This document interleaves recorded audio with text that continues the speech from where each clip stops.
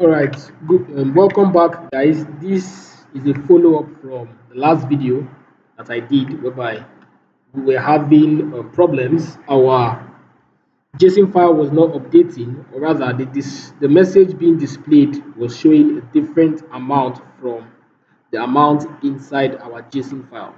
So the problem was that I was using the amount that I'm going to enter to be displayed as the amount before deposit and the amount before withdrawal, and even after deposit and after withdrawal.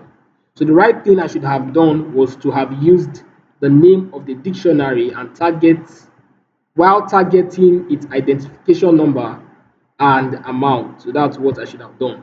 I should have done something like this: database, then the ID, and then the amount. And then I can just copy that same value, copy it, paste it here, and then so the same value as well, the same procedure, paste it, and come here and paste it as well. So that was the right thing I should have done. So I'll just delete the previous JSON file so that we can create it again. I'll just delete it. All right, so now start the program again. So I'm going to try to create an account, or let us try to log in first with the already existing data and see if it works. So it should work, obviously.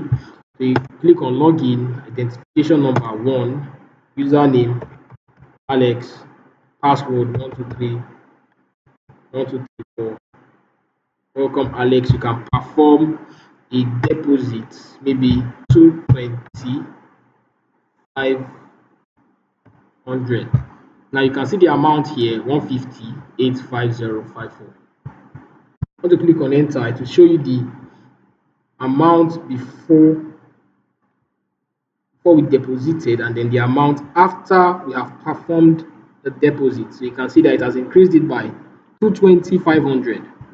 And you can also withdraw. You can come back here to log in again and then enter the same identification number, username of Alex. Now before we log in again, you can check the database just to be sure that it has created the database. So you can click on open in Explorer.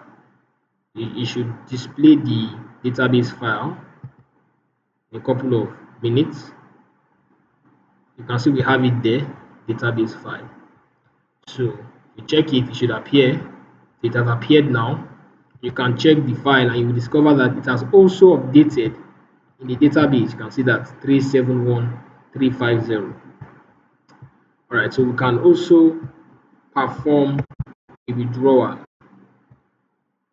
So I want to withdraw like 150, 30. Oh, so I did the same problem. I made the same mistake again when performing a withdrawal. So I want to rectify this problem. I said amount. I did not spell amount well. This is the proper spelling. You can perform that again.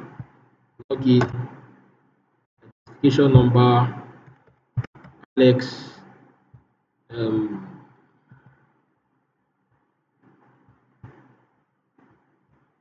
1234, and then you can perform a withdrawal. You can say 250,400, and then you can see we have account balance before withdrawal and after withdrawal. So that's it. So we can create an account, say 2. So we want to enter second identification number and call him James, and then password of 5678, and then an email address of james@gmail.com. And the amount I'm trying to give him 350 to 30. So it has created the account. You can log in to confirm and log in to confirm.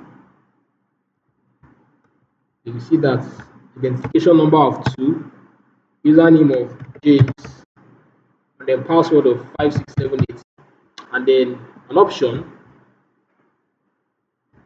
Okay, I've logged in. So let us look at depositing. So I want to add an amount to that 350. I'll just give it 67280.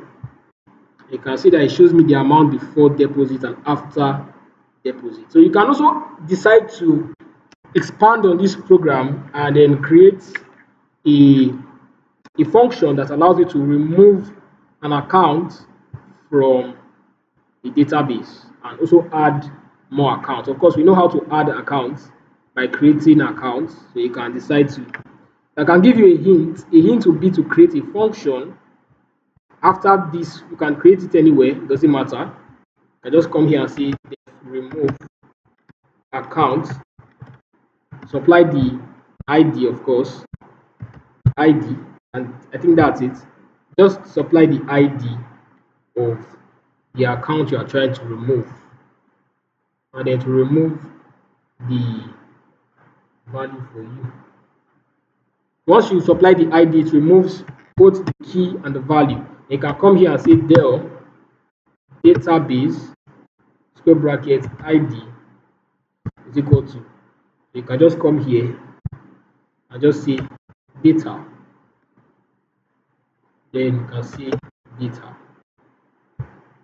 So obviously, of course,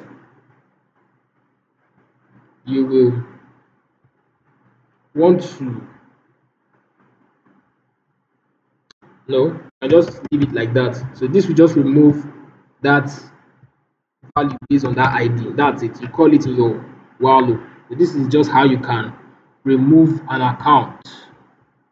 All right, so this brings also you can expand this program and make it more complex. Sorry for the previous errors, but of course, programming. What is programming without errors? All right, so if you found this tutorial informative, please hit the like button, and if you want me to do more content like this, please subscribe. And if you feel like it will be of more importance to your friends, then please share.